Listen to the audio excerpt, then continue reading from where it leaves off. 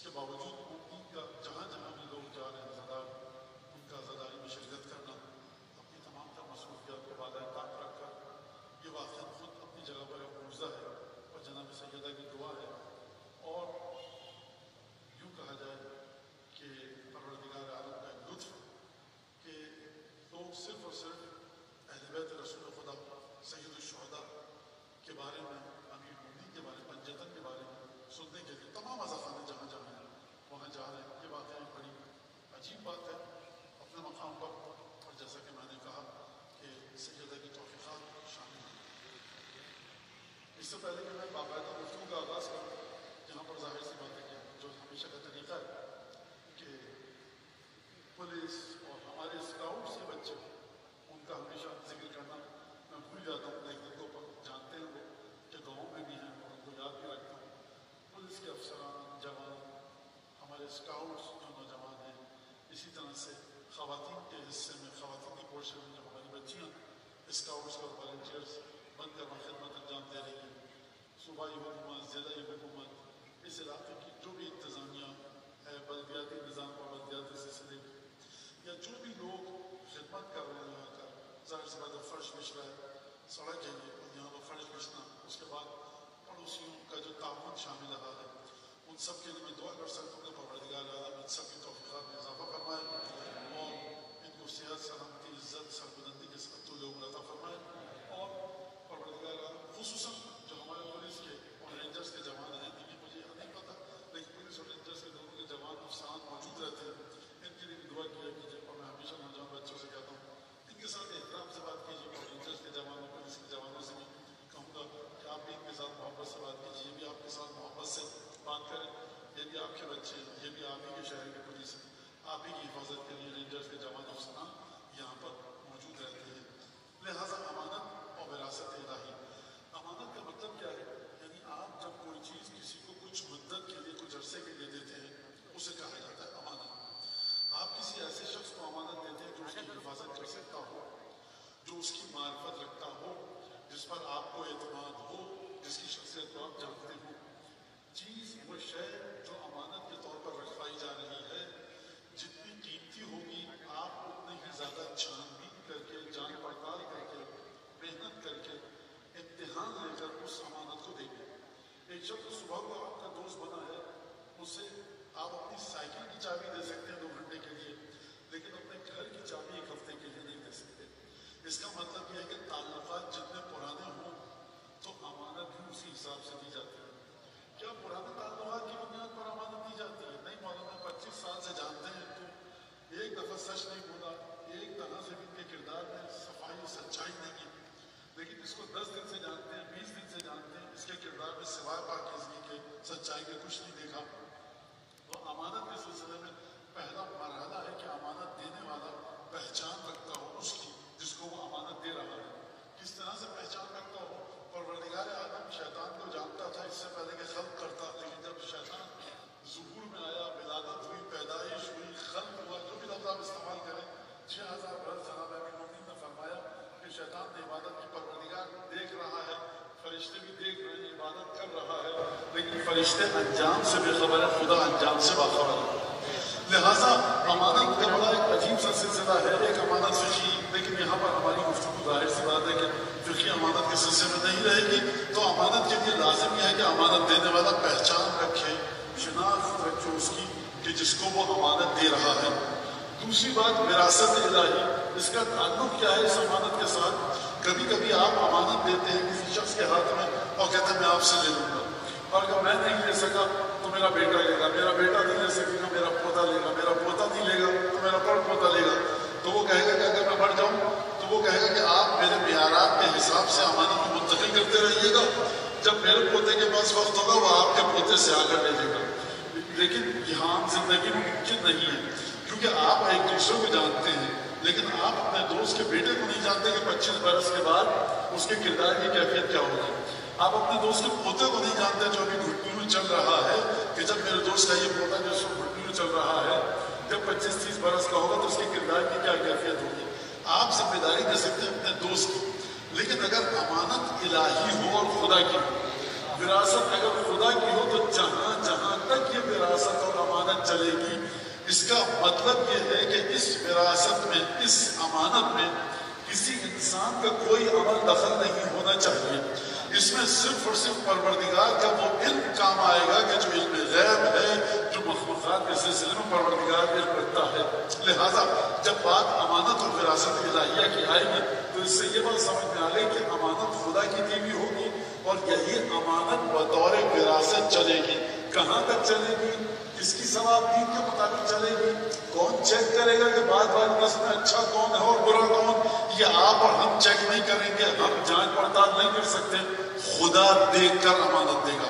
لہذا اگر وراثت خدا کی ہے، امانت خدا کی ہے تو وراثت بھی خدا کی ہوگی، اور امانت دینے کے لیے آپ کا علم معتبر سمجھا جاتا ہے کہ آپ اپنے علم کے مطابق اس کو امانت دے رہے ہیں، یہاں پر خدا کا علم معتبر سمجھا جائے گا۔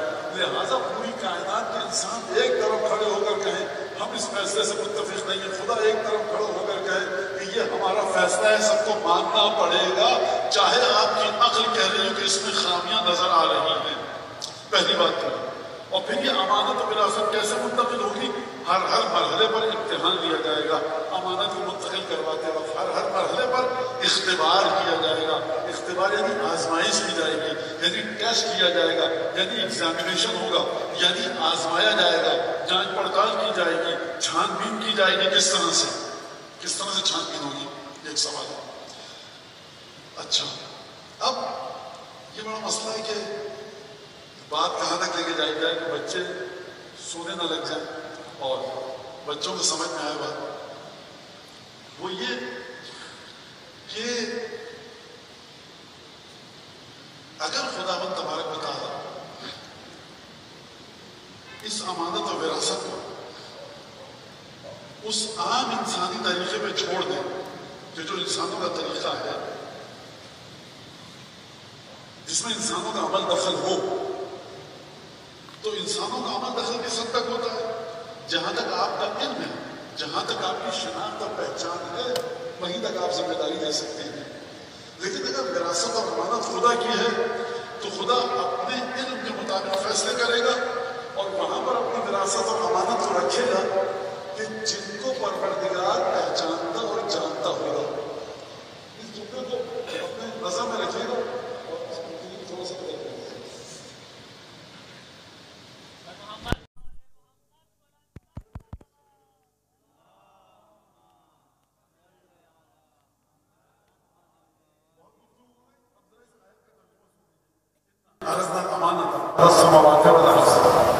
ہم نے خدا کہ ہم نے پیش کیا امانت کو زمین اور آسمان کو، آسان الفاظ میں بچے بیٹھے کہ یہ دو امانت فأبینا ان یحملنها واشفقن منها۔ دو مرحلے ہیں امانت لینے کے، زمین اور آسمان۔ ان عرضنا الامانة علی السماوات والارض والجبال۔ ہم نے امانتوں کو پیش کیا، اپنی امانت کو پیش کیا کس کے سامنے؟ زمین کے سامنے، آسمانوں کے سامنے۔ علی السماوات، تمام آسمانوں کو پیش کیا، والارض، زمین کو پیش کیا، والجبال، پہاڑوں کو دینا چاہا۔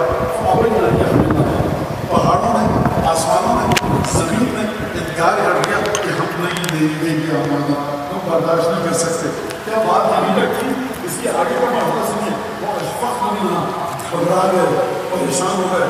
توجہ کیجیے، آپ سر توجہ کیجیے۔ میں 10 منٹ کے بریف کے ساتھ کو دے دوں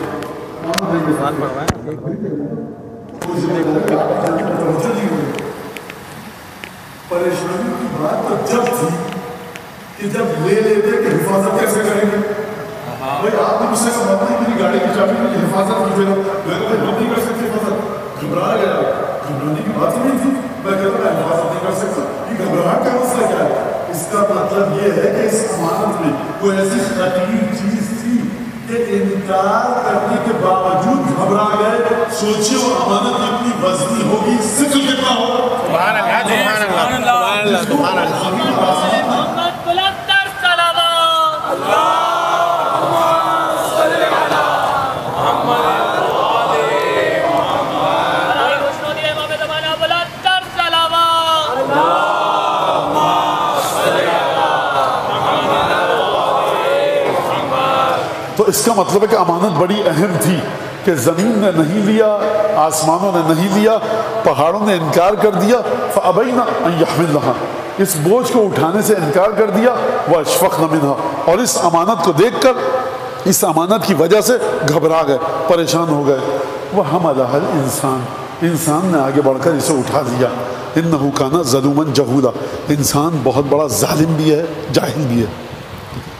اب جو میں جس گفتگو کے مرحلے میں بات داخل ہو رہی ہے، میں تفسیر پیش نہیں کر رہا، میں جو بات کرنا چاہ رہا ہوں وہ یہ کہنا چاہ رہا ہوں کہ اس بات کو جو اب میں کہہ رہا ہوں اپنے ذہنوں میں رکھیے گا، اور پھر جا کر دیکھیے گا مفسرین نے کتنی ٹامک ٹوئیاں ماری ہیں، اندھیرے میں گھبراتے پھر رہے ہیں۔ حضور جب یہ امانت ایسی تھی کہ خدا دے رہا ہے، زمین و آسمان پہاڑوں نے لینے سے انکار کر دیا، دیکھیے میں پھر کہہ رہا ہوں، تفسیر پیش نہیں کر رہا، سوالات آپ کے ذہنوں میں ایجاد کر رہا ہوں اور پھر آگے بڑھ جاؤں گا۔ اگر یہ امانت ایسی ہے کہ اس امانت کو لینے سے انکار کر دیا اور پریشان ہو گئے، حملها الانسان انه كان ظلوما جهولا، انسان نے آگے بڑھ کر اس امانت کو اٹھا لیا، انسان بڑا ہی ظالم ہے، بڑا ہی جاہل ہے۔ تو پروردگار امانت جو تو دے رہا تھا اور یہ امانت لیتے، یہ اچھی چیز تھی یا بری چیز تھی؟ اگر اچھی چیز تھی، تیری امانت ہے، بیچارے انسان نے اٹھا لیا، تو یہ کیوں کہہ رہا ہے کہ ظلوم و جہول ہے، جاہل ہے اور ظالم ہے؟ اور اگر بری چیز تھی تو نے دینا کیوں چاہا؟ توحید اچھی چیز ہے، تو نے دی، جنہوں نے لے لی پروردگار تو نے تعریف کی۔ شرک خدا نے نہیں دیا۔ اگر پروردگار کوئی ایسی چیز ہے جو دے گا وہ اچھی چیز ہی ہوگی۔ ہم نے امانت دی، تو نے پروردگار خلق ہی اسی لیے کیا تھا امانت کو کہ کوئی آگے بڑھ کر لے، پیش کیا زمین و آسمان کو، انکار کر دیا، گھبرا گئے، انسان نے لے لیا، بجائے اس کے کہ پروردگار تو تعریف کرتا، تو انسان کی برائی کر رہا ہے۔ تو یہ کون سی امانت ہے کہ خود دے بھی رہا ہے اور جو آگے بڑھ کر بیچارہ انسان لے لے اس کو ظلوم و جہول، ظالم اور جاہل کہہ رہا ہے؟ اس کا مطلب یہ ہے کہ یہاں پر بات کو سمجھنا پڑے گا، انشاءاللہ کل اس پر گفتگو کریں گے۔ اب یہ جو امانت ہے پروردگار امتحان لے گا، امتحان کس طرح سے لے گا اور کیوں لے رہا ہے امتحان پروردگار امانت کے سلسلے میں؟ کیونکہ قانون میں نے آپ کو بتا دیا، امانت اس وقت تک نہیں دی جائے گی جب تک امتحان نہ لیا جائے، اور امتحان پروردگار علم الہی کے مطابق لے گا۔ دوسرا مسئلہ سن لیجئے، امتحان ٹیچر لیتا ہے، وہ کیا کہتا ہے؟ کہتا ہے بھائی پتہ نہیں چل رہا کون کس بچے نے کتنا پڑھا ہے، ہم تمہارا امتحان لیں گے۔ بچوں نے امتحان دیا، اتنے نمبر اتنے مارکس آئے اور اگلی کلاس میں اگلی جماعت میں پہنچ گئے۔ ٹیچر نے کہا مجھے پتہ لگ گیا کہ تم نے پڑھا تھا، پورے سال تم نکمے تھے، کام چوری کی، لیکن تم نے پڑھ لیا، نمبر ملے، آگے آ جاؤ۔ پورے سال اچھا پڑھ رہے تھے، امتحان میں اچھا نہیں پڑھا، کم نمبر آئے۔ تو ٹیچر چیک کرتا ہے کہ امتحان کے وقت کون کیسا لکھ سکتا ہے۔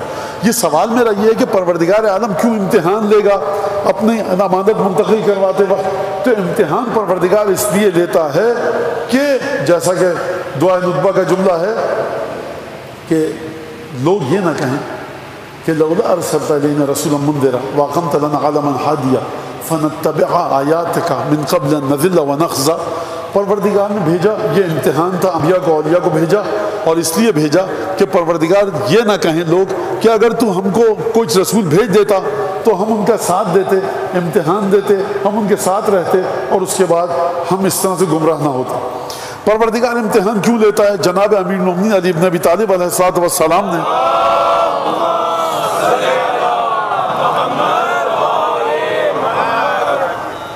امتحان کے فلسفے کو بتایا نہج البلاغہ میں، جہاں پر شیطان کے بارے میں گفتگو کی ہے، آدم کے بارے میں گفتگو کی ہے، اور یہ پورا سلسلہ بیان فرمایا ہے۔ اب اس سے پہلے کہ میں اس امتحان کی طرف آؤں، دو چار چیزیں مزید واضح کر دوں۔ یہ بات آپ کے ذہن میں رہنی چاہیے، اگلی مجلسوں میں کہیں بھی اس جملے سے آج کے متعلق جملہ آئیں گے اور وہ مطلب آئے گا، مضامین آئیں گے اور میں آگے نکل جاؤں گا، لہٰذا آپ اس بات کو اپنے ذہن میں رکھیے گا کہ پروردگار انسان کی برائی کیوں کر رہا ہے۔ اگر یہ انسان، اس نے امانت لی ہے، اگر اس انسان نے پروردگار عالم سے امانت کو وصول کیا ہے، تو سوال یہ کہ بغیر پروردگار کی مرضی کے وصول کیا ہے، یا پروردگار کی مرضی کے ساتھ وصول کیا ہے؟ اگر پروردگار کی مرضی ہے تو ظالم جاہل کیوں ہے؟ اور اگر بنا مرضی کے پروردگار پر جبر کر کے امانت کو چھین لیا ہے تو کیا یہ کام ہو سکتا ہے؟ اور اگر ہو سکتا ہے تو کس معنی میں ہو سکتا ہے؟ کون تھا کہ جس نے کیا چیز چھین لی، کس سے چھینی، کس طرح سے چھینی؟ امانت الہی کون سی تھی؟ خدا کس کو دینا چاہ رہا تھا؟ لے لی کس نے امانت؟ تو یہ موضوع ہے، اور کس طرح سے چھینی، کیا ہوا سلسلہ؟ بہرحال یہ بات آپ اپنے ذہن میں رکھیے گا، کیونکہ اگلی مجلسوں میں اس بات کا میں جواب دوں گا۔ لہٰذا اب یہ سوال یہ آتا ہے کہ امانت کیا؟ مفسرین نے ظاہر سی بات ہے کہ آپ کوئی بھی معنی کر سکتے ہیں آیت کا لغت کو، ڈکشنری کو دیکھ کر۔ آپ ڈکشنری کو دیکھ کر قرآن کے الفاظ کے معنی تو لکھ سکتے ہیں۔ انا کا مطلب یہ ہے، ارزنا پیش کی، الامانتا یعنی امانت، علی السماوات والارض والجبال آسمانوں پر، زمین پر، پہاڑوں پر، فابینا انکار کر دیا، سرتابی کی، وحملہ الانسان حملہ اٹھایا انسان نے۔ ترجمہ کرتے رہیے، تفسیر کیسے کریں گے آپ؟ تفسیر کا مطلب کیا ہے؟ بولنے والا یہ کہنا چاہتا ہے۔ اگر بولنے والے کا مدعا اور معنی اتنا واضح ہوتا تو مفسرین میں اتنا اختلاف نہ ہوتا۔ لوگوں نے کہا عبادت، دین حق، عمل صالح، خدا کی معرفت، اور خدا بھلا کرے ہمارے مفسرین کا جنہوں نے بڑی خوبصورتی کے ساتھ آگر جواب دیا کہ اگر تم بات کرتے ہو معرفت الہی کی، توحید کی، تو یہ زمین کو بھی پتا ہے، آسمان کو بھی پتا ہے، زمین پر رینگنے والی چیونٹی کو بھی پتا ہے، سمندر میں تیرنے والی مچھلی کو بھی پتا ہے، چاند کو بھی پتا ہے، سورج کو بھی پتا ہے۔ وَإِن مِّن شَيْءٍ إِلَّا يُسَبِّحُ بِحَمْدِهِ، کائنات میں کوئی ایسی شے ہے ہی نہیں کہ جو خدا کی حمد کے ذریعے خدا کی تسبیح نہ کرے۔ وَالطَّيْرُ الصَّافَّاتُ كُلٌّ قَدْ عَلِمَ صَلَاتَهُ وَتَسْبِيحَهُ علم ترى ان اللہ یسبح له من فی السماوات والارض، کیا تم نے نہیں دیکھا کہ زمین و آسمان میں جو کچھ بھی ہے وہ خداوند تبارک و تعالیٰ کی تسبیح کو پیش کر رہا ہے؟ خداوند تبارک و تعالیٰ کی تسبیح کو پیش کر رہا ہے۔ ہر مخلوق کو خدا کی، پروردگار عالم کی تسبیح کا علم ہے۔ وہ طیر الصافات، اور یہ پرندے اپنے پر پھیلا کر اور سمیٹتے ہیں جب اڑتے وقت، یہ بھی تسبیح کر رہے ہیں۔ ہر ایک کو پتا ہے اپنی صلاۃ کا، نماز کا، دعا کا اور تسبیح کا۔ زمین تسبیح کر رہی ہے، خدا کی کوئی مخلوق ایسی نہیں ہے جو تسبیح سے باہر ہو۔ اگر یہ زمین تسبیح کر رہی ہے، فرشتے تسبیح کر رہے ہیں، کائنات کی کوئی چیز ایسی نہیں ہے جو تسبیح نہ کرے۔ تسبیح کا مطلب کیا ہے کہ خداوند تبارک و تعالیٰ کی ثنا کر رہے ہیں خاص انداز میں، جو کہ تسبیح کا معنی ہے۔ اگر تسبیح کا معنی یہ ہے تو یہ جو تسبیح کر رہے ہیں ان کو معرفت ہے کہ نہیں ہے؟ خداوند تبارک و تعالیٰ تسبیح کی نسبت کائنات کو دے رہا ہے۔ کوئی شے ایسی نہیں ہے کائنات میں جو اس کی تسبیح نہ کرے، کوئی وَلَكِنْ لَا تَفْقَهُونَ تَسْبِيحَهُمْ، تم ان کی تسبیح کو نہیں سمجھتے۔ تو اگر اس امانت کو دینے سے مراد یہ ہو کہ تمہیں ہم اپنی معرفت دینا چاہتے ہیں تو یہ تو ہمیشہ سے تھی، شیطان کے پاس بھی یہ معرفت تھی۔ اس کا مطلب ہے کہ یہ بات معرفت کی نہیں ہے۔ دیکھیے اس سے مراد یہ ہے کہ دین کو لے لو، خدا کے پروردگار کے سچے راستے کو لے لو، یہ امانت ہے۔ تو جس انسان نے اٹھ کر امانت کو لے لیا تو اس نے خدا کے سچے راستے کو دیا نا۔ جس انسان نے بیچ میں سے دراڑ ڈال کر صف کو، قطار کو توڑ کر جو داخل ہو گیا، اس کا مطلب یہ ہے، اگر آپ یہ کہیں، دیکھیے گفتگو خشک ہے، ذرا سا برداشت کیجیے، آپ، میں بھی برداشت کر رہا ہوں گرمی کو، آپ بھی برداشت کیجیے۔ تو جس نے، اگر آپ کی مراد یہ کہ اس سے مراد دین ہے، اس سے مراد راہ حق ہے، اس سے مراد صراط المستقیم ہے، تو انسان نے صراط مستقیم کو دے دیا خدا سے۔ امانت کا مطلب ہے صراط مستقیم، امانت کا مطلب ہے سچا دین، امانت کا مطلب ہے توحید، امانت کا مطلب ہے خدا کے دین پر چلنا۔ تو جس انسان نے آگے بڑھ کر خدا کے دین کو یعنی امانت کو لے لیا تو خدا کہے گا تم دین پر چل رہے بڑے ظالم اور جاہل ہو۔ اس کا مطلب ہے کہ یہاں پر نہ معرفت الہی مراد ہے، نہ توحید مراد ہے، نہ دین پر چلنا مراد ہے، مراد کوئی اور چیز ہے۔ مراد کیا ہے؟ اگلی آیت پڑھوں گا، مراد سمجھ میں آئے گی۔ اچھا یہ بات سن لیجئے، میں قطعاً یہ نہیں کہ قرآن کی بعد والی آیت پچھلی آیت کی تشریح کرتی ہے یا پچھلی آیت مطابق درست نہیں ہے۔ حضرت امام حسن مصطفیٰ سلام اللہ علیہ کی حدیث ہے،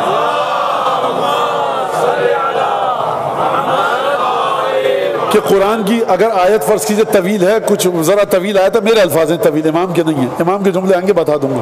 ایک اگر آیت ہے، ہو سکتا ہے کہ آیت کا آغاز، آیت کی شروعات، آیت کی ابتدا کسی اور چیز کے بارے میں گفتگو کر رہی ہو اور آیت کا اختتام کسی اور چیز کے بارے میں گفتگو کرے. میں یہ نہیں کہہ رہا کہ ہمیشہ ضروری ہے، لازم ہے کہ جو آیت آئی اور اس کے بعد جو دوسری آیت آئے وہ پچھلی آیت کی تشریح کرے، جب تک کہ کوئی ایسی دلیل نہ ہو کہ جو یہ بتائے کہ بعد والی آیت پچھلی آیت سے متصل ہے. غور سے سمجھیے آپ، یہ میں قانون میں نے کہا غلط نہ چلے اس لیے بچوں کو سمجھا دوں. خداوند تبارک و تعالیٰ نے کیا فرمایا؟ ان عرضنا الامانۃ علی السماوات والارض والجبال فابین ان یحملنها واشفقن منها وحملها الانسان انه کان ظلوما جہولا. یہ آیت سرنامہ کلام میں نے آپ کے سامنے پڑھی کہ انسان ظلوم و جہول ہے. فرمایا پروردگار نے، یہ 72ویں آیت ہے، اب 73ویں آیت کو سنیے، لِيُعَذِّبَ اللَّهُ الْمُنَافِقِينَ وَالْمُنَافِقَاتِ وَالْمُشْرِكِينَ وَالْمُشْرِكَاتِ وَيَتُوبَ اللَّهُ عَلَى الْمُؤْمِنِينَ وَالْمُؤْمِنَاتِ إِنَّهُ كَانَ غَفُورًا رَحِيمًا. اتنی دلچسپ آیت ہے، اتنی پیاری اور خوبصورت آیت ہے کہ خداوند تبارک و تعالیٰ نے کیا معجزہ دکھایا اس آیت میں. یہ کیوں امانت کو دیا ہم نے، زمین آسمان پہاڑوں کو؟ بھئی دیا ہماری مرضی، مشیت تھی، امتحان لینا چاہتے تھے، دیا. نہیں دیا انہوں نے امانت کو، پریشان ہو گئے، گھبرا گئے. حملها الانسان، ایک انسان نے آگے بڑھ کر لے لیا. یہ امانت تھی کیا؟ خوب توجہ کیجئے گا. خدا نے فرمایا اس امانت کو دینے کا، اس پورے پروسیس کا، اس پورے عمل کا، اس پورے منصوبے کی وجہ کیا تھی؟ لِيُعَذِّبَ اللَّهُ الْمُنَافِقِينَ وَالْمُنَافِقَاتِ، تاکہ خدا منافقوں اور منافقات کو، منافق مردوں کو اور منافق عورتوں کو، مشرک مردوں کو مشرک عورتوں کو عذاب دے سکے. وَيَتُوبَ عَلَى الْمُؤْمِنِينَ وَالْمُؤْمِنَاتِ، اور صاحبان ایمان عورتوں کو، صاحبان ایمان مردوں کی توبہ کو قبول کر سکے. إِنَّهُ كَانَ غَفُورًا رَحِيمًا، اور خدا تو ہمیشہ سے ہے ہی غفور اور رحیم، یعنی گناہوں کو بے تحاشا بخشتا ہے، بڑا ہی رحم دل ہے. تو پروردگار جس اتنی، دیکھیے میں آپ کا وقت لوں گا، برداشت کیجئے، میں کچھ نہیں کر سکتا اب میں اس طرح تکلف سے کام نہیں لے سکتا. اب آپ کو رکنا پڑے گا آج اسی بات پر، تاکہ ہم جو اگلی مجلسیں ہیں اس پر بڑے سکون کے ساتھ آگے بڑھ سکیں. جس انسان نے امانت کو اٹھایا اس کو فرما رہا ہے ظلوم و جہول، تم جاہل ہو، تم ظالم ہو. اور فرمایا اس امانت کو ہم نے یہ پورا منصوبہ، یہ جو اسٹیج، یہ جو پلان اس لیے کیا لِيُعَذِّبَ اللَّهُ الْمُنَافِقِينَ وَالْمُنَافِقَاتِ، تاکہ ہم منافق مردوں کو اور منافق عورتوں کو عذاب دے سکیں، مشرک مردوں کو مشرک عورتوں کو عذاب دے سکیں، اور مومنین کی توبہ کو قبول کر سکیں. إِنَّهُ كَانَ غَفُورًا رَحِيمًا، خدا غفور اور رحیم ہے. تو اس سے یہ بات سمجھ میں آئی کہ امانت کا تعلق مومنین سے بھی ہے، مشرکین سے بھی ہے، منافقین سے بھی ہے. اور اس امانت کی خصوصیت یہ ہے کہ اگر امانت کر لینے والے کے ساتھ ساتھ جو امانت لینے والا طور طریقہ، اچھا ایک جملہ تو رہ گیا، پھر یہ امانت گئی کہاں؟ صاحب میں نے تو آپ کو ٹرانزیکشن کر دیا ہے 5000 روپے، میرے بینک سے تو نکل چکے ہیں، ڈیسٹینیشن پہ کہہ رہا ہے جس بینک کو بھیجنا، میرے پاس تو آئے نہیں ہیں. بینک کے پاس جائے کہتا سر آپ کے اکاؤنٹ سے ڈیڈکٹ نکل چکے ہیں. دوست سے کہتے ہیں اب میاں دیکھو، کہتا میرے پاس آئے نہیں ہیں. یہ 5000 گئے کہاں؟ یہ 5000 کہیں نہیں گئے، ٹریس نہیں ہو پا رہے. وہ جو 5000 کا نوٹ تھا وہ ہوا میں اڑ گیا کیا؟ بینک کے لاکر میں، یا کراچی میں آپ کے بینک کے پاس ہوگا، یا اسلام آباد، لاہور، پنڈی میں جس کے پاس بھیجنا چاہ رہے ہیں وہاں جا چکا ہوگا. یہ ٹریس نہیں ہو پا رہا. تو خدا نے جس امانت کی بات کی ہے وہ زمین آسمان کے درمیان ایویپوریٹ ہو کر، اب خرے بن کر، بخارات بن کر اڑ گئی تھی کیا؟ یا موجود ہے؟ قرآن کے ذریعے ٹریس کرنا پڑے گا کہ یہ امانت گئی تو کہاں گئی. خدا نے ان 72ویں اور 73ویں آیت میں، 72ویں اور 73ویں آیت میں سورہ احزاب کی یہ نہیں بتایا امانت گئی کہاں، لیکن ہے تو امانت. عجیب ہے، میں پھر دہراؤں گا، جس بیچارے نے اٹھائی یہ اتنا بیچارہ ہے نہیں ویسے بدبخت. کیونکہ دیکھیں میں نہیں کہہ رہا، یہ خدا فرمائے انہ کان ظلوما جہولا. اور اس کے بعد مومنین و مومنات اس امانت کے ذریعے امتحان دیا جائے گا، مشرکین کا بھی مشرکات کا بھی اس امانت کے ذریعے امتحان دیا جائے گا. منافقین کا بھی منافقات کا بھی، یعنی مرد ہو یا عورت دونوں ہی آپ کو ملیں گے منافقوں کے لباس میں، مرد ہو یا عورت دونوں ہی آپ کو ملیں گے مشرکوں کے لباس میں. لیکن شرک کا تعین کیسے کیا جائے گا اس عورت کے یا اس مرد کے؟ منافقت کا تعین کیسے کیا جائے گا اس عورت کے یا اس مرد کے؟ اسی امانت کے ساتھ کیا جائے گا. لہٰذا یہ 9 مجلسیں اسی لیے ہوں گی کہ ڈھونڈو تو وہ امانت ہے کہاں، کیونکہ اسی امانت کے ذریعے مشرکین کو خدا قعر جہنم میں منہ کے بل دھکیلے گا، اسی امانت کے ذریعے گناہ گار مومنین کے گناہوں کو معاف کرے گا.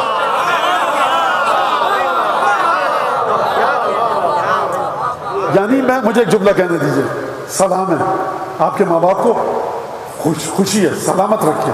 جس ماں نے آپ کو اپنے خون جگر کے ساتھ سینچ کر غذا دی، اور جس باپ نے حلال کمائی کے ساتھ آپ کی تربیت کی، اور جو آپ بچپن سے میں تو ابھی یہاں پر آیا ہوں، جن ذاکروں کا آپ سنتے آئے ہیں، ان سب کے لیے دعا ہے کہ خدا مغفرت فرمائے اگر چلے گئے، اور اگر موجود ہیں تو خدا ان کو صحت سلامتی طول عمر عطا فرمائے. مجھے سچی بات بتاؤں، مجھے امید نہیں تھی کہ ماشاءاللہ سے نوجوان بچے اتنے جلدی سمجھ لیں گے اس بات کو.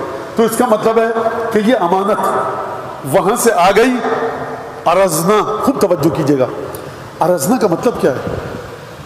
اب میں کیا کہوں، مقام ہو سے، مقام غیب مطلق سے، کہ جہاں پر کوئی نہیں جا سکتا وہاں سے باہر آئی ہوگی تبھی تو پیش کی گئی ہوگی. اس کا مطلب ہے کہ اس امانت کو دنیا والوں کے ذریعے مت سمجھنا، اس امانت کو مقام ہو، مقام عالم الغیب، سر الاسرار کے ذریعے سمجھنا، کہ جو عالم غیب سے نکل کر آئی، جہاں تک جس چیز کا عالم غیب سے تعلق اپنی ویلیڈیٹی کو قائم رکھے، اپنے اعتبار کو قائم رکھے، اپنے اعتماد کو قائم رکھے، سمجھ لینا کہ یہ وہی امانت ہے. منافق منہ کے بل جہنم میں پھینکا جائے گا، مومن گناہ جتنے بھی کرے اسی امانت کے ذریعے بخشا جائے گا. اور ایمان اگر طے کیا جائے گا کسی مومن کا تو اسی امانت کے ذریعے. محمد والے محمد صلی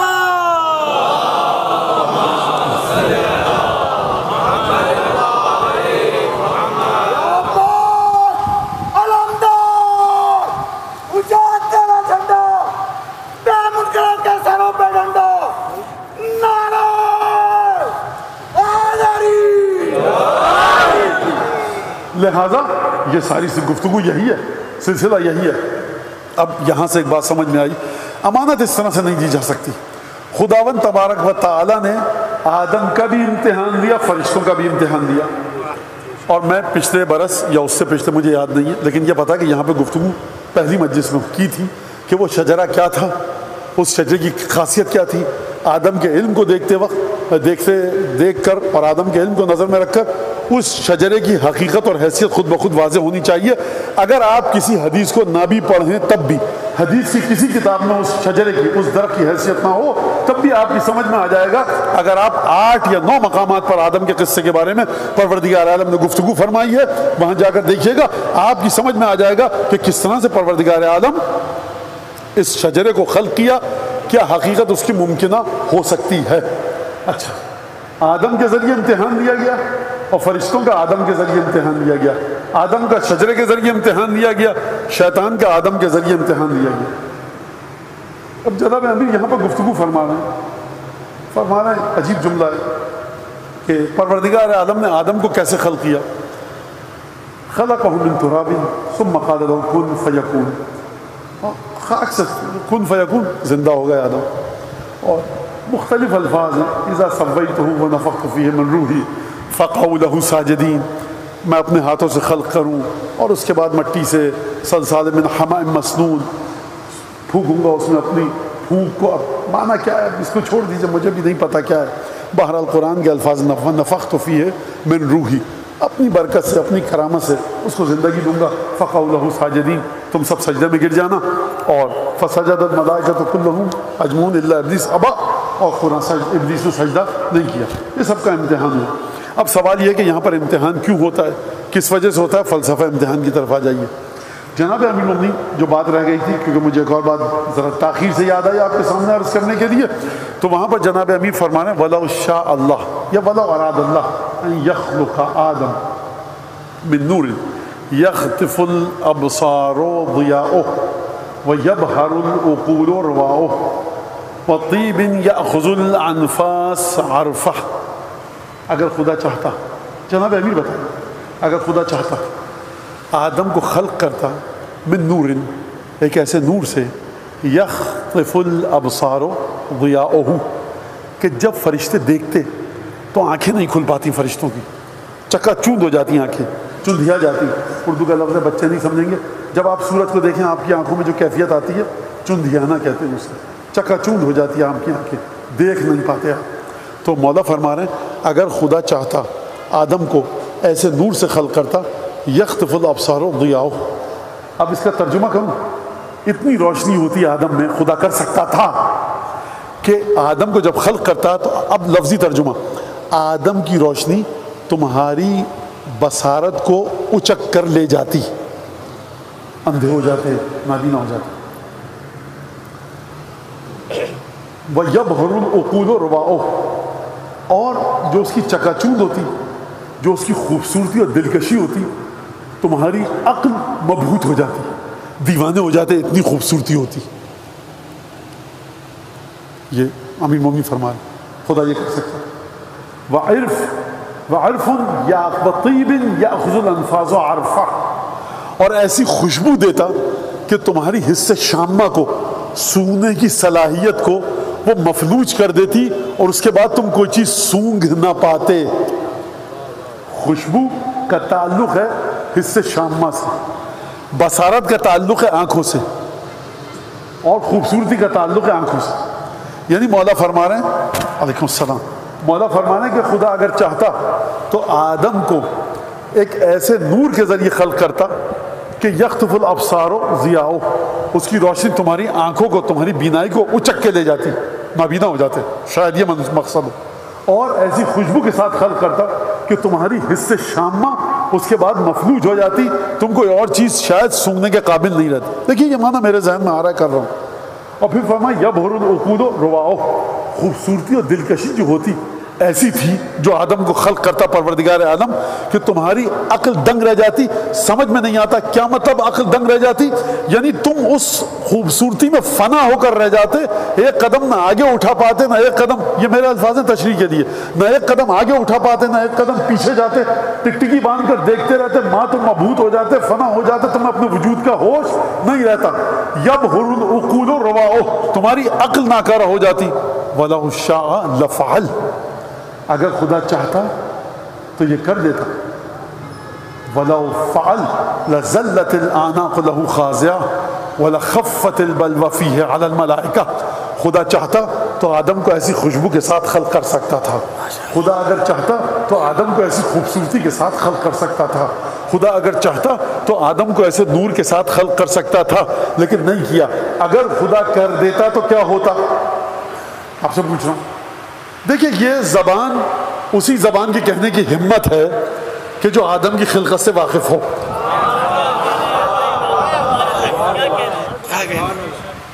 آپ آئمہ کے بعض اقوال کو جا کے دیکھیے، یہ بعض شاید ہزاروں میں چلے جائیں، بعض ہمت ہی نہیں، دم ہی نہیں ہے کسی زبان میں بولنے کا. اصل اس جملے کے بارے میں سوچنے کی طاقت نہیں ہے. کوئی کہہ سکتا ہے آپ سے کہ ایک قدم اٹھاؤ سید الشہداء کی زیارت کے لیے، کتنے عمرے اور کتنے حج کا ثواب ملے گا؟ کوئی کہہ سکتا ہے؟ نہیں کہہ سکتا. یہ صرف طاقت ہے حضرت صادق آل محمد میں، حضرت باقر الروم میں.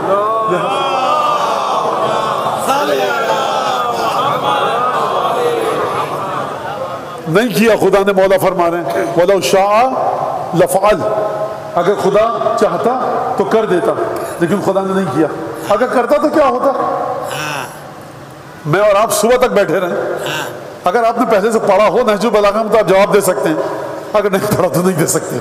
مولا فرمایا اگر وہ یہ کر دیتا لَزَلَّتِ الْآنَاقُ لَهُ خَاضِعَةً وَلَخَفَّتْ فِيهِ الْبَلْوَى عَلَى الْمَلَائِكَةِ. اگر خدا یہ کرتا، اس طرح کی خوشبو دیتا آدم کو، ایسی خوبصورتی دیتا، ایسا نور دیتا، تو ملائکہ پر امتحان آسان ہو جاتا. یہ امتحان کہاں سے ہوتا کہ خلقتنی من نار وخلقتہ من تراب وخلقتنی من نار. اسے مٹی سے بے جان بوسیدہ سیاہ تنگ و تاریک مٹی سے خلق کیا، مجھے لپکتی ہوئی حیات کی تمام رعنائیوں سے بھرپور آگ سے خلق کیا، کہاں آگ کی زندگی، کہاں مٹی کی موت، تو یہ امتحان کیسے ہوتا؟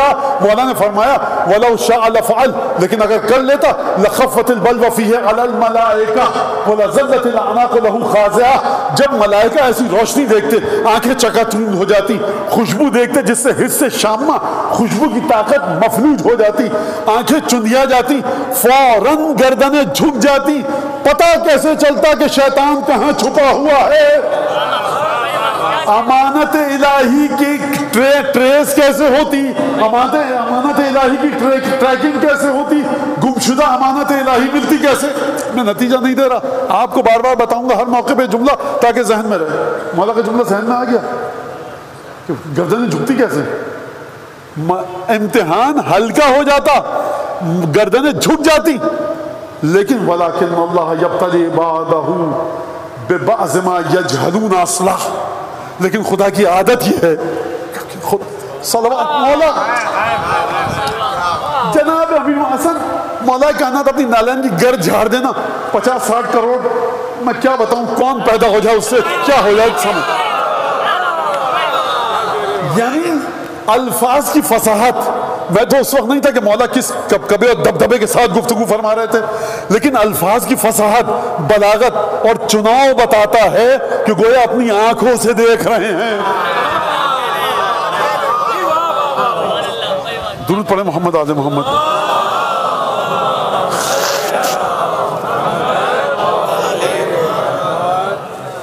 لہذا فرمایا وَلَظَلَّتِ الْأَعْنَاقُ لَهُ خَاضِعَةً، گردنیں سب کی جھک جاتی۔ امتحان کیسے ہوتا؟ وَلَٰكِنَّ اللَّهَ يَبْتَلِي عِبَادَهُ بِبَعْضِ مَا يَجْهَلُونَ أَصْلَحَ، لیکن خدا کی عادت یہ ہے کہ اپنے بندوں کو اس چیز کے ذریعے آزماتا ہے کہ جس کی حقیقت چھپی ہوئی ہو۔ کیوں کرتا ہے ایسا؟ کیوں کرتا ہے ایسا؟ عجیب فرمایا اس لیے کرتے۔ درود پڑھیں محمد آل محمد۔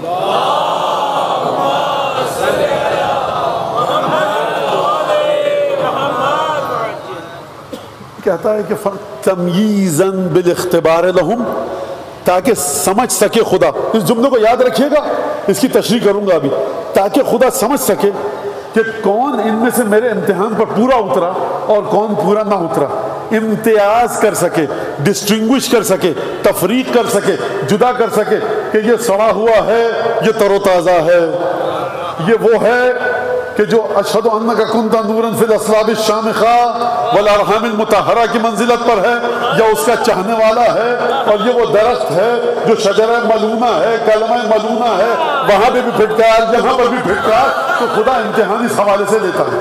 تمییزاً بالاختبار لہم، پروردگار چاہتا ہے کہ کھوٹے اور کھرے کو پہچان لے، وَنَفْيًا لِلِاسْتِكْبَارِ عَنْهُمْ، اور خدا چاہتا یہ ہے کہ غرور ان میں سے ختم ہو جائے۔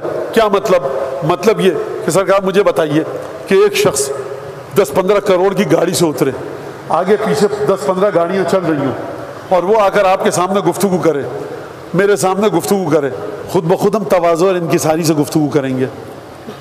خدا کبھی بھی اپنے ولی کو اتنے احتشام کے ساتھ نہیں بھیجتا، ہمیشہ درویشانہ انداز سے بھیجتا ہے، فقیرانہ شان سے۔ کیوں؟ کیونکہ اگر تم نے وہ جو آئے گا نا بارواں، وہ آنے والا آئے گا اگلے پیچھے سب کا حساب برابر کرے گا، لیکن جتنے بقیہ آئے بڑی فقیرانہ شان کے ساتھ آئے، بڑی خاکساری کے ساتھ آئے۔ کیوں آئے؟ تاکہ استکبار تم سے دور ہو سکے۔ یہ جو گھٹنے سے اپنے نانے جو کو توڑ کر کھائے گا نا، تم کہو گے یہ اپنے گھٹنے سے نانے جو کو توڑ رہا ہے، کیا یہ ہمارا امام بنے گا؟ کھدر کا نہیں، بوریا پہنے ہوئے ہے اور دہی کھٹا جو کی روٹی ڈبو کر اس کے ساتھ کھا رہا ہے، نمک کے ساتھ کھا رہا ہے، زمین پر سو رہا ہے، دروازے خیبر بھی اکھیڑ رہا ہے۔ تمہاری سمجھ میں نہیں آئے گا۔ کیوں نہیں سمجھ میں آئے گا؟ کیونکہ خداوند تبارک و تعالی ہمیشہ اپنے اولیاء کو اس مقام پر رکھتا ہے تاکہ تم سے تعبد کا امتحان لے سکے۔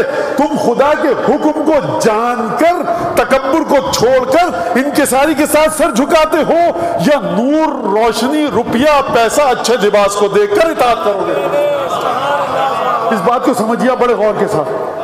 اچھا، اور پھر فرمایا وَنَفْيًا لِلِاسْتِكْبَارِ عَنْهُمْ وَإِبْعَادًا لِلْخُيَلَاءِ مِنْهُمْ، خیلاء کا مطلب جو اطراحٹ ہے نا، ختم کرتے ہیں، چھپا کر امتحان دیتے ہیں، چھپا کر امتحان دیتے ہیں۔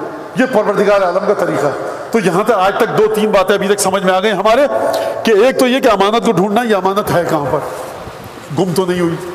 اگر گم ہوئی ہے خدا نے بتایا قرآن میں کہ نہیں بتایا؟ یہ امانت آئی کس کے پاس؟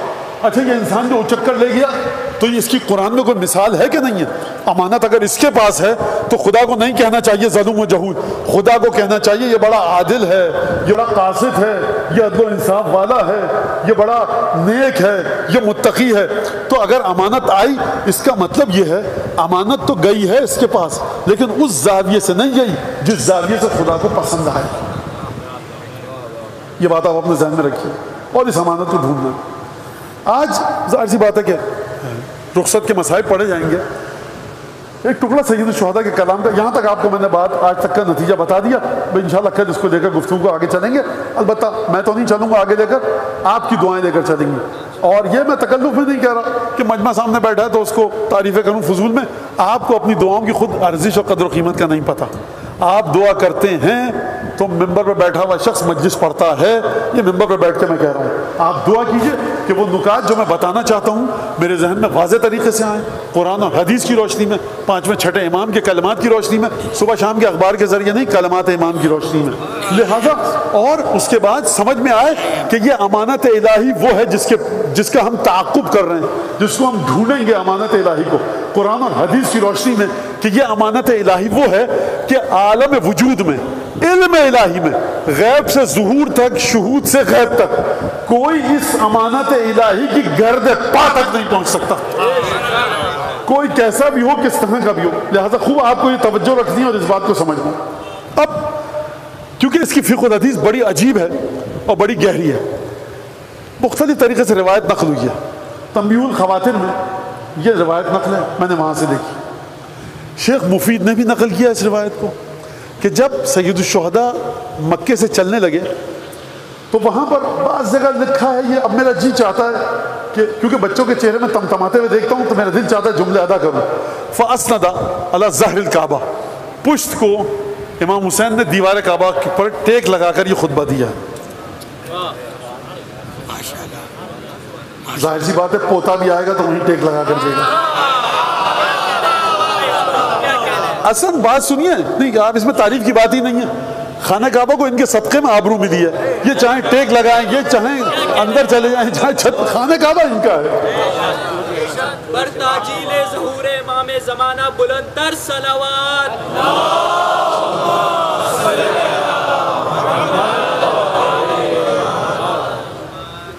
الحمدللہ وما شاء اللہ ولا قوت الا باللہ وصلی علی رسولہ وآلہ وسلم۔ سید الشہداء نے خطبے میں بعض روایتوں میں اس کے ساتھ خطبے کا آغاز کیا، اور پھر عجیب جملہ دیکھیے، خدا آپ کو اس فرش اعضا کے صدقے میں، یعنی سید الشہداء کی گفتگو کو جا کر پڑھیے، یقین کیجئے کہ اگر دنیا کے تمام ممبر پہ بیٹھنے والے مولانا، عالم، ذاکر، خطیب سید الشہداء کے جملے اور خطبے جو مولانا نے مدینے سے مکے آتے ہوئے بیان فرمائے، مکے میں بیان فرمائے، مکے سے کوفے جاتے میں بیان فرمائے، کوفے کے سے پہلے حر کے لشکر نے روکا جو خطبہ ارشاد فرمایا، کربلا پہنچے، شہادت تک جتنے بھی خطبے دیے، یہ ایک خزانہ ہے علم کا۔ اس سے نہیں کہنا کہ آپ امام حسین کے نام کو ہٹا دیجئے یہاں سے، آپ لکھیں کسی کا خطبہ ہے جو سفر پہ جا رہا تھا، مکے سے نکلا تھا، کوفے جا رہا تھا، آپ کہیں گے کہنا کیا چاہ رہا ہے؟ نہیں نہیں نہیں، یہ عام بات نہیں ہے، یہ بڑے کوڈنگ کے ساتھ رمزیہ گفتگو کر رہا ہے۔ اس کو ڈی سائفر کون کرے گا؟ خود امام حسین کی سیرت ڈی سائفر کرے گی، خود امام حسین کی اولاد آ کر ڈی کوڈ کرے گی اور تاریخ ڈی کوڈ کی۔ الحمد خدا ولا قوت ما شاء اللہ ولا قوت الا باللہ وصلی علی رسولہ وآلہ وسلم۔ درود بھیجا محمد آل محمد پر، رسول خدا پر، خدا کی حمد و ثنا کی۔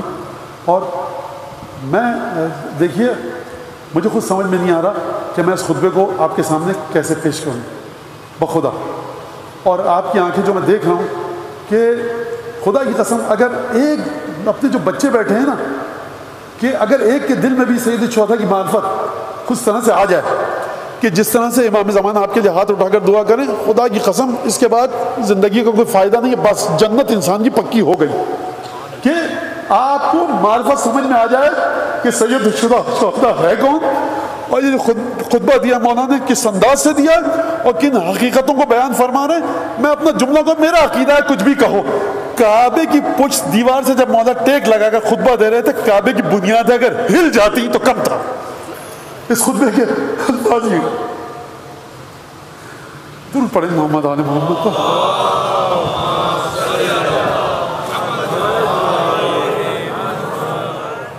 محمد والے محمد بلندر سلوات.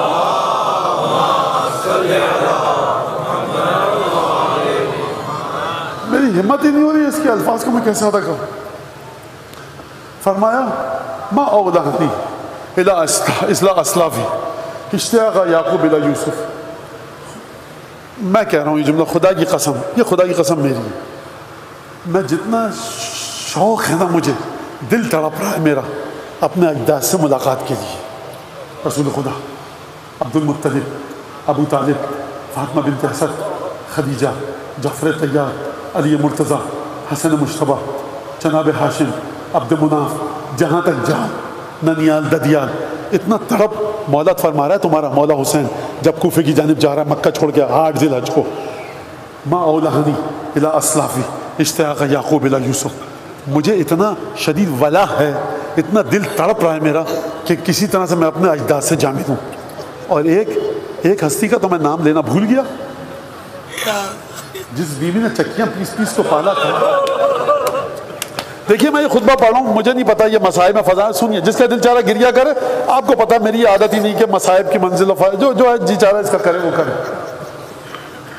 اور پھر فرمایا کہ خط الموت علی ولد آدم مخط القلادۃ علی جید الفتات. موت بنی آدم کے لیے اس طرح سے خوبصورتی کا باعث ہے جس طرح سے جوان لڑکی شوق کے ساتھ اپنے گردن میں گلو بند اور ہار ڈالتی ہے، اس طرح سے موت بنی آدم کے گرد احاطہ کیے ہوئے. میں اس جملے کی فقہ الحدیث کو کس طرح سے بیان کروں کہ حد ادب بھی سے بھی عبور نہ کیا جائے. مولا سمجھ لو بچوں میرے کہ مولا کہہ رہے ہیں کہ موت تمہارے لیے خوبصورتی کا باعث ہے. اور یقیناً اگر مولا علی کی محبت میں موت آئے اس سے بڑھ کر کوئی خوبصورت چیز نہیں. خط الموت علی ولد آدم مخط القلادۃ فی جید الفتات. اس طرح سے کہ جس طرح جوان لڑکیاں اپنے گلے میں ہار ڈالتی ہیں اور وہ شوق سے ڈالتی ہیں، موت اس طرح سے بنی آدم کا احاطہ کیے ہوئے. فرمایا فَإِنَّ لِي مَصْرَعًا خُيِّرَ لِي. دیکھو لوگوں جان لو میرے کٹ کر گر کر شہید ہونے کی جگہ چنی جا چکی ہے. انا لاقی ہے اور میں اس جگہ تک پہنچ کر دم لوں گا، کوئی روک نہیں سکتا. اور اس کے بعد مولانا نے فرمایا وَكَأَنِّي بِأَوْصَالِي تَقَطُّعُهَا أُسْلَانَ الْفَلْوَاتِ بَيْنَ النَّوَاوِيسِ وَكَرْبَلَا. فرمایا گویا کہ یہ آپ کے مولانا نے دیوار کعبہ کے ساتھ کھڑے ہو کر یہ خطبہ دیا جیسا کہ روایت میں نے پڑھی ہے. ابھی باہر نہیں نکلے مولا حسین کربلا مکے سے. کأنی بأوصالي تقطعها أسلان الفلوات بین النواویس و کربلا. اور گویا کہ میں دیکھ رہا ہوں 8 ذی الحج کو دیکھ رہا ہوں کہ بیابان کے بے رحم بھیڑیے میرے بدن کے گوشت کو بڑے ظلم اور بے رحمی کے ساتھ نوچ نوچ کے کھا رہے ہیں. آپ نے غور کیا ایک بات پر؟ بین النواویس و کربلا، مولا کے ساتھ جو بھی ظلم ہوا کربلا میں ہوا. یہ نواویس کون سی جگہ ہے؟ علماء فرماتے ہیں کہ نواویس اس جگہ کا نام ہے جہاں پر حضرت حر کی قبر ہے. حر کے لیے اس سے بڑھ کر عزت کی کوئی مقام نہیں ہو سکتا کہ مولا نے حر کو اپنے جسم کے ٹکڑوں سے تشبیہ دی. فَيَمْلَأَنَّ مِنِّي أَكْرَاشًا جُوفًا وَأَجْرِبَةً صُحْبًا. عجیب جملہ ہے مولا کا. فرمایا یہ بھیڑیے میرے بدن کو اس طرح سے نوچ کے کھائیں گے بے رحمی کے ساتھ کہ اپنے میدوں کو اپنے شکموں کو خوب بھر لیں گے، اتنی لالچ اور حرص کے ساتھ کھائیں گے. یہ جملہ کس بات کی طرف اشارہ ہے آپ جانتے ہیں؟ یعنی اتنا بغض امیر المومنین ہوگا ان کے دلوں میں کہ یہ کسی ظلم کو کرنے سے دریغ نہیں کریں گے. فرمایا لا محیصہ، فرمایا کوئی دوری کا راستہ نہیں ہے اس چیز سے کہ جس کو خود بالقلم، جس کو خدا کا قلم طے کر چکا ہے، مشیت لکھ چکی ہے. رضانا رضا اہل البیت، رضانا رضا اللہ، ہم اہل بیت کی رضا خدا کی رضا ہے. جب خدا راضی ہوتا ہے تو ہم اس کی رضا پر راضی ہیں. نصبر علی بلائہ فیوفینا اجور الصابرین، ہم اس کے امتحان پر، یاد آ رہا ہے جملہ امتحان کا، ہم اس کے امتحان پر صبر کریں گے اور خدا ہم کو اجر دے گا صبر کرنے والوں کا اجر. پھر فرمایا عجیب جملہ اس کے بعد سید الشہداء نے، کہ یہ جملہ واقعاً بڑا عجیب جملہ ہے، اور اس خطبے کا جملہ سید الشہداء کس انداز سے جملہ فرما رہے ہیں کہ دیکھو لا تشز لحمت رسول اللہ عنہ، رسول خدا. اب میں اس کو کس طرح سے عربی کے الفاظ کے بارے میں گفتگو کروں، آسان الفاظ میں بتا دوں، بچے بیٹھے. دیکھو یاد رکھو رسول خدا کے وجود سے جو ٹکڑے جڑے ہیں نا، وہ ایک بھی رسول خدا کو چھوڑ کر نہیں جائے گا. وَهِيَ مَجْمُوعَةٌ لَهُ فِي حَظِيرَةِ الْقُدْسِ، یہ ٹکڑے رسول خدا کے بدن کے، رسول خدا کی خوشنودی کی خاطر حظیرۃ القدس میں، عالم قدس و طہارت میں جمع کیے جائیں گے. یہ کن ٹکڑوں کی بات ہو رہی ہے؟ اس میں زہیر ابن قین بھی شامل ہے، اس میں علی اصغر بھی شامل ہے، اس میں جناب مسلم ابن اوسجہ بھی شامل ہیں، اس میں حر بھی شامل ہے. اور فرمایا کہ تقر بہم عینہ وینجز لہ وعدہ، ینجز لہم وعدہ، کہ یہ وہ ٹکڑے ہیں رسول خدا کے جو عالم غیب میں رسول خدا کی خوشنودی اور مرضی کے پیش نظر جمع کیے جائیں گے. یہ وہ ٹکڑے ہیں رسول خدا کے کہ جب رسول خدا عالم غیب میں ان کو دیکھیں گے تو رسول خدا کی آنکھیں ٹھنڈی ہوں گی. اور پھر فرمایا ینجز لہم وعدہ، اور جو خدا نے وعدہ کیا ہے رسول خدا کے ساتھ وہ انہی کی خاطر کو انہی کے ساتھ خدا پورا فرمائے گا. اور پھر فرمایا کہ دیکھو من کان باغنا فینا مہجتا وموطنا علی لقاء اللہ نفسہ، جو ہمارے اپنے خون کو ہمارے رستے میں نچھاور کرنے کے لیے تیار ہے اور خدا سے ملاقات کے لیے تیار ہے. مولا نے یہ نہیں کہا خدا سے ملاقات کرو، فرمایا دیکھو جو میرے ساتھ رہ کر اپنی جان نچھاور کرے گا، خون بہائے گا، اس کو منزلت یہ ملے گی کہ جب تم عالم غیب میں جاؤ گے تو رسول خدا کی آنکھیں تمہیں دیکھ کر ٹھنڈی ہوں گی. جو حبشی غلام ہے نا جون، جب یہ گیا ہوگا حضیرۃ القدس میں، رسول خدا کی آنکھیں ٹھنڈی ہوئی ہوں گی. جب یہ گئے ہوں گے نا مسلم ابن اوسجہ، رسول خدا کی آنکھیں ٹھنڈی ہوئی ہوں گی. آپ کیا سمجھتے ہیں شہداء کربلا کو؟ آپ امام حسین کا مقابلہ کرنا چاہتے ہیں؟ ارے شہداء کربلا کے قدموں کی خاک کے برابر کوئی نہیں ہو سکتا جن کے ذریعے رسول خدا کی آنکھیں ٹھنڈی ہوں. مجموعۃ لہ فی حظیرۃ القدس، عالم قدس میں، عالم طہارت میں ان سب کو اکٹھا کیا جائے گا رسول خدا کی خاطر. ینجز لہم وعدہ، اور ان کو خدا وہ دے گا کہ جس کے بعد رسول خدا یہ سمجھ جائیں گے کہ رسول خدا کے ساتھ جو خدا نے وعدہ کیا تھا وہ پورا ہوا. یہ رسول خدا کی آنکھوں کو ٹھنڈے کریں گے، یہ رسول خدا کے لیے وعدے کو پورا کریں گے. کہا دیکھو تم میں سے جو شخص چاہتا ہے اپنے خون کو ہمارے راستے میں بہا دے، رات کے لیے تیار ہو چکا ہے، فَلْيَرْحَلْ فَإِنِّي رَاحِلٌ مُصْبِحًا انشاءاللہ، وہ میرے ساتھ چلے، ہم مکہ چھوڑ دیں گے. اس کا مطلب کیا ہے؟ یہ جو حسین ابن علی تم سے کہہ رہا ہے کہ تم میرے ساتھ چلو گے، مر جاؤ گے، حکومت نہیں لینے جا رہا، تخت پہ قبضہ کرنے نہیں جا رہا، اپنے علم غیب کا اظہار فرما رہے ہیں کہ جو میرے ساتھ جائے گا مر جائے گا، موت آ جائے گی. کون سی موت؟ دو خاندانوں کے ٹکراؤ کی موت نہیں، کوفے کے تخت کو لینے جا رہا حسین، یہ موت نہیں، بلکہ یہ وہ موت ہوگی کہ جب تم مر کر عالم قدس میں برزخ میں جاؤ گے، رسول خدا تمہیں دیکھیں گے، خدا تمہیں دیکھے گا، رسول کی آنکھیں ٹھنڈی ہوں گی تمہیں دیکھ کر، اپنے خون میں نہا کر جاؤ گے. یہ کس کی نصرت میں خون بہا ہے؟ حسین کی نصرت میں رسول کی آنکھوں کو ٹھنڈا کرو گے. یہ معمولی عہدہ ہے حسین ابن علی کے ساتھیوں کا. کہا اور موطنا علی لقاء اللہ نفسہ، جو خدا سے ملاقات کے لیے تیار ہو چکا ہے ہمارے ساتھ چلے. فَإِنِّي رَاحِلٌ مُصْبِحًا، کل صبح ہوگی ہم مکہ چھوڑ دیں گے. مولا حسین نے مکہ چھوڑا، 8 ذی الحج کو مکہ چھوڑا. کس انداز سے چھوڑا؟ اس سے پہلے مدینہ چھوڑا. ہر مقام پر جب مولا حسین سامان سفر باندھتے تھے تو ہوگا کیا؟ میں ایک جملہ کہوں آپ کو سمجھانے کے لیے اور آپ سمجھ سکیں. خواتین بھی تو ہیں یہاں پر، خواتین ناقے کو نہیں اٹھا سکتی، خواتین محمل کو نہیں باندھ سکتی، خواتین ناکوں میں نہیں بیٹھ سکتی. ہر خاتون کا محمل آتا ہے، محمل کے پاس اس کا محرم آتا ہے. مورخین نے لکھا ہے ابو الفضل عباس، شہزادہ علی اکبر. ان خواتین میں کون ہے؟ تحفۃ العالم میں لکھا ہے، علامہ بحر العلوم نے امام حسین قرآن کی قرات کر رہے تھے. اس دخلت علیہ زینب اختہ، بی بی زینب. امام نے قرآن بند کیا، مناسب جگہ پر رکھا، فقام اجلالا لہا، پورے قد سے بی بی کے احترام میں کھڑے. تو اب آپ مجھے یہ بتائیے کہ بی بی خود سے بیٹھی ہوں گی ناقے میں ہمیشہ؟ یہ کون تنومن نوجوان ہے، خوبرو نوجوان ہے؟ یہ چار بھائی کون ہیں ام البنین کے چاند؟ یہ جناب زینب کے خیمے کے پاس جاتے ہیں، بی بی کی خدمت میں مصروف ہیں، کبھی پانی دے رہے ہیں، کبھی کھانا دے رہے ہیں، خیمہ استادہ کر رہے ہیں، زینب کو جو ضرورت ہوتی ہے حسین تک پیغام پہنچانا. یہ میں یقیناً ایسا ہی ہوتا تھا. عباس کو بلاؤ، کبھی عباس حسین کے خیمے میں، کبھی زینب کے خیمے میں. پوچھنے والے پوچھتے تھے یہ نوجوان کون ہے جو حسین کے ساتھ چل رہا ہے؟ کہا یہ بیٹا ہے اور یہ بھائی ہے ابو الفضل عباس.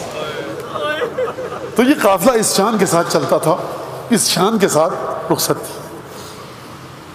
اور جب قافلہ نکلتا ہے تو کس طرح سے نکلا مدینے سے، کس طرح سے نکلا مکے سے؟ ہمیشہ شہزادوں نے آگے بڑھ کر شہزادیوں کو سوال کیا. رسول کی بیٹیاں ہیں، رسول کی بہویں ہیں. ایک دفعہ حسین آئے مولا جب دارالامارہ سے نانی ام سلمہ سے ملنے گئے اور کہا کہ بی بی سے کہ میں عراق کے سفر کی طرف جا رہا ہوں. کہا کہ بیٹا حسین مت جاؤ، میں نے تمہارے نانا کو کہتے سنا ہے کہ تم سرزمین عراق پر بڑی بے دردی اور مظلومیت کے ساتھ شہید کر دیے جاؤ گے. گفتگو ہوئی مولا حسین کی. مولا حسین نے فَآتَاهَا قَارُورَةً، ایک شیشی دی جس میں مٹی تھی. کہا یہ میں آپ کو شیشی دے کر جا رہا ہوں، جب آپ اس میں تازہ خون تیرتا ہوا دیکھیں گے تو سمجھ جائیے گا کہ دنیا پنجتن کے وجود سے خالی ہو چکی. بی بی ام سلمہ کس طرح سے رخصت کیا مجھے نہیں پتا، زیادہ تفصیل کے ساتھ نہیں. پھر اس کے بعد نانا کی قبر پر گئے.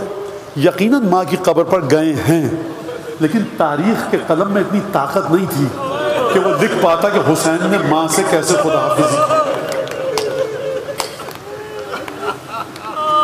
نانا کی قبر پر گئے، فنکب علی قبر، اپنے آپ کو قبر پر گرا دیا، گریا کیا. روایت کے الفاظ ہیں فبات عند قبر رسول اللہ لیلۃ، پوری رات گزاری، راکعا وساجدا وقائما، کبھی سجدہ طویل ہے، کبھی رکوع طویل ہے، کبھی قیام طویل ہے، عبادت کر رہے ہیں رسول خدا کی قبر کے پاس. اور جب عبادت ختم ہو گئی، نماز پڑھ لی، تو ایک دفعہ فجر سے پہلے پروردگار اللہم، پروردگار بحق ھذا القبر و بحق من فی، تجھے قسم دیتا ہوں اس قبر کی اور جو اس قبر میں ہے، انا ابن بنت نبیک، میں تیری نبی کی جو بیٹی ہے اس کا بیٹا ہوں. اور فرمایا وانا فرخۃ نبیک. اب اس جملے کا ترجمہ اردو زبان نہیں کر پائے گی، میں اپنے الفاظ میں کروں، پروردگار میں تیرے نبی کا بڑا لاڈلا اور چہیتا پیارا سا حسین ہے. وقت علمت ما قد نزل بی، پروردگار تو جانتا ہے کہ کیا حالات ہیں، پروردگار میرے لیے دنیا اور آخرت کی سعادت کو مقرر فرما. اور اس کے بعد نبی کی قبر پر سر رکھ کر اپنے چہرے مبارک کا گوشہ رکھ کر حسین نے آرام کیا. آنکھ لگ گئی، رسول خدا کو دیکھا، کہا یا رسول اللہ آپ یہ حالات دیکھ رہے ہیں، میں آپ کا حسین ہوں. کہا کہ بیٹا ان اللہ یشاء ان یراک قتیلا، خدا چاہتا ہے کہ تمہیں مقتول دیکھے. کہا نانا جان آپ کے ساتھ سیدانیاں، میرے ساتھ سیدانیاں بھی ہیں، آپ کی بہویں بھی ہیں، میں اپنے الفاظ میں بتا رہا ہوں، ترجمہ آسان کر کے. کہا وَيَشَاءَ يَرَهُنَّ سَبَايَا، خدا چاہتا ہے کہ تمہارے ساتھ جو خواتین ہیں ان کو قیدی دیکھے. سید الشہداء اٹھ کر آئے، سامان سفر باندھنے کا حکم دیا. 22 سے 25 30 کے قریب خواتین و مرد ملا کر قافلہ بنا. ایک دفعہ تمام نوجوان اپنی سواریوں پر سوار ہوئے، خواتین کو محمل میں سوار کیا گیا. اب ایک مقام پر اس بی بی کے سوار ہونے کا وقت آیا کہ جو رسول خدا کے آغوش کی پالی ہے، جو فاطمہ کی لاڈلی ہے، جو علی ابن ابی طالب کی زینت، مولا علی کی زینت ہے، زین اب ہے امیر المومنین کی زینت ہے، یعنی عقیدہ بنی. تو کیا آپ سمجھتے ہیں کہ کہا کہ پھوپھی کو بلا لو تاکہ پھوپھی بیٹھ جائیں، جو حسین پورے قد سے کھڑا ہو جائے وہ کس طرح سے؟ اب میرے پاس تاریخ کے اوراق نہیں ہیں، میں انیس سے مدد دوں گا. پہنچی جوہی خیمے کے قریب دختر حیدر. انیس فرما رہے ہیں کہ جیسے ہی جناب زینب اپنے ناقے کے قریب پہنچی جوہی ناقے کے قریب دختر حیدر، پہنچی جوہی محمل کے قریب دختر حیدر، خود ہاتھ پکڑنے کو بڑھے سبط پیمبر.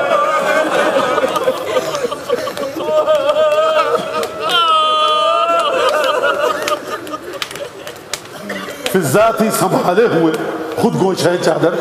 بی بی کی چادر پیروں میں رپٹ نہ جائے، فضا نے چادر کو اٹھایا.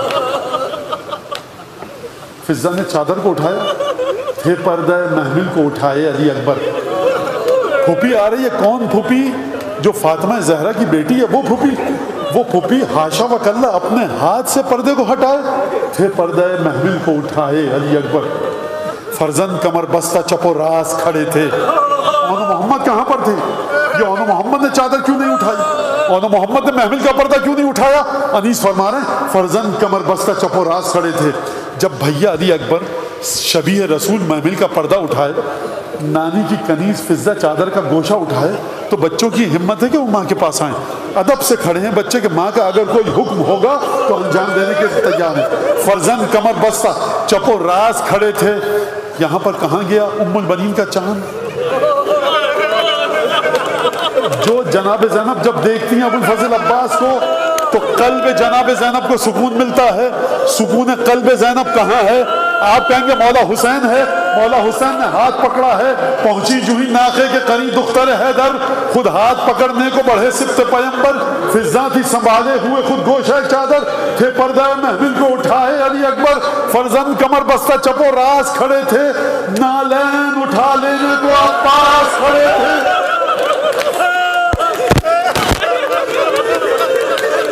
ناقے بٹھائے گئے. کوچے بنی ہاشم میں بڑی خاموشی کے ساتھ، کسی کو سمجھ میں نہ آئے کہ قافلہ رخصت ہو رہا ہے.